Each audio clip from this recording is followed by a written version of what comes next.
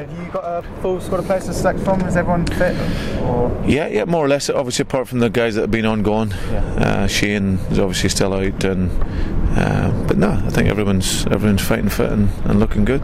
Is Gregor also okay? We just saw him walk past and he looked like he was moving a little. Yeah, he should be fine. Obviously, need to just check with the medical team, but no, he came out of training this morning just a little twist in his ankle that just felt a bit sore, so it's always precautionary and better that he sees the medical guys. But no, everyone else, nothing from the other night. We had a tough game the other night, but we were very, very good, and everyone's, as I said, keen to be available for selection. Will you stick with the same team that beat Preston? Or don't know. No, I'll probably change the whole team and then give you something to write about. Who impressed you against Preston? Because I thought Jem Karachan and Brynjar Gunnarsson in midfield, they were kind of stand-out performers. Yeah, and I think across the board, I thought we were very good. Goalkeeper was outstanding when he had to be, especially under the pressure. They had a big side, and physically we had to deal with that, and he made good saves. That back four was solid. Ivar Ingemarsson's really impressed me, I've got to say. I think you now see the influence that he's had in these two games, and it probably surprised me, to be honest. I didn't maybe think that there was that much of a impact that he would have, but I think you just see that he's been great for Darren. He's calmed everything down.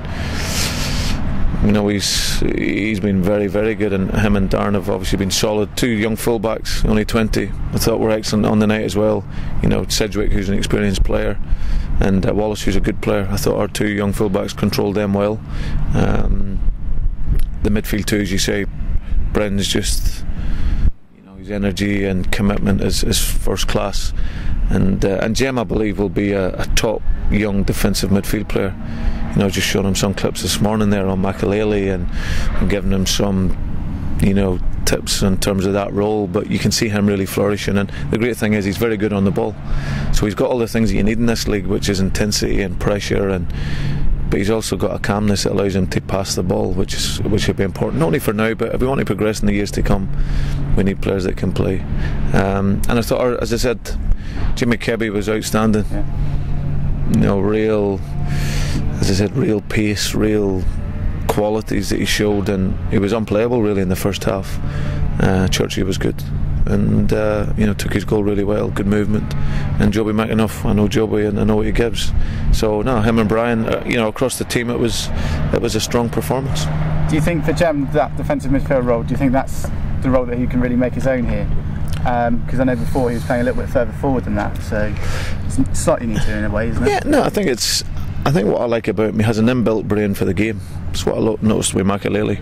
They have an inbuilt brain for football, and he's only young, so he's got many more years to develop that. But yeah, it's just trying to give him a specific role, because of the type of player that he is, and I just feel that with young players, to help educate them, and then he can focus on that position. So and we've seen in the games, you look at Nottingham Forest when he played in that sort of, that to give the balance to the team, you need a defensive type midfield player, to complement your other ones, and I think he can be a very, very good one. And Jimmy Kebby, I think you said on Tuesday night the only thing with Jimmy is his consistency. How can you get that out of him to make him? Well, it's just continual work every day. He needs to feel that the manager trusts him, and he obviously needs to continue to work well and perform. But when you look at his qualities, he's got all the qualities. I said the other night that he has qualities for the Premier League, which is pace, and his job is to create and score goals, and that's what he's doing. The other night he scored a goal and he was creating opportunities, and that's his job. And when he does that, and if he can do it consistently, I said, away from home, because the game maybe suits him a bit better, at home where teams close the game up and there's not a lot of space, then that's the part of the game that he's improving on. The football and intelligence, because when there's no space, you can't run into it. So, but no, he's a player. He's still only young as well. He's 24. So we hope that he can progress, and as I said, he's a good guy as well. He wants to play for the club and play well, and we'll just continue to work on that. And how about Alex Pearce? Is he going to be in your thoughts, or is he going to be rested yet again? We shall see.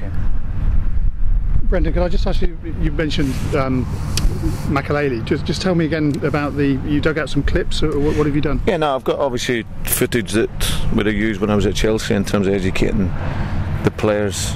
Makelele for me was a terrific role model in all the time I was there. Just the professionalism was an obligation. That's what he's seen as his job, and that's why he played on and still continued to play.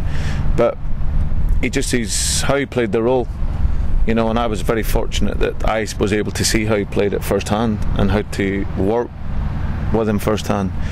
So I also see that as my job to help, you know, because all players look to, I think it's in anything, you know, you look to the leading edge and you look to the players at the top of the game, and if you can learn little things from them, then as I said, that is good for them, and that was what we were going through with Joe. And you think that Karacan can develop into that type of player? I mean, it's a high comparison, but you think he can develop that way? I'm just trying to give you a sort of, you know, a feel for it. I'm not saying he's going to be the new Makelele, and please don't put him under that pressure, you know, but I think it's one. I always think that if you learn from the best, if you just fall short of that, then you'll be alright.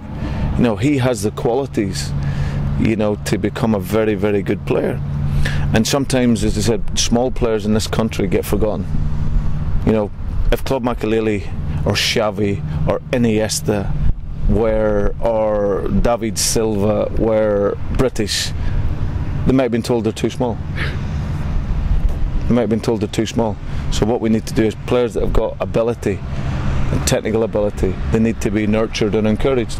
And for me, I think he's a player, Jem, that he's physically, you know, he puts a shift in, he does his job, but when you move up the level, you have to be able to play, and I think he can. But what he needs is the education and constant development. So it's trying to prepare us for when we go up. So you'd have some of the aforementioned at Reading, wouldn't you? You'd probably do that, eh? Aye, they'd be all right, but they might be too small.